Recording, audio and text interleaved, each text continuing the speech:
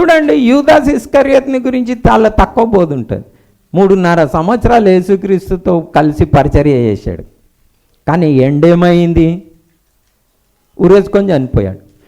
నాకు చిత్రం ఏమనిపిస్తుంది అంటే, యేసుక్రీస్తు ప్రభుతో 3.5 సంవత్సరాలుండి అన్న అద్భుతాలు చూసి ఉరేసుకొని చచ్చిపోవడం ఏంది?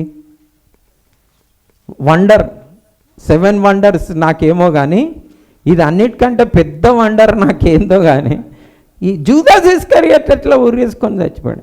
అలాగనే చర్చికి వచ్చిన వాళ్ళు, మరి యేసుక్రీస్తు ప్రభుని గురించి విన్నవారు వారి జీవితం పాడు చేసుకునే వండర్ అనిపిస్తుంది నాకు. అరే ఇట్లా హౌ?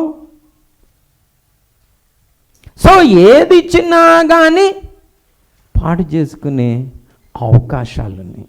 కాబట్టి మొదట నా ఒక సలహా ఏంటంటే, మీరు యేసుక్రీస్తు ప్రభుని మీ హృదయంలో ప్రభుగా ప్రతిష్ఠించుకోండి.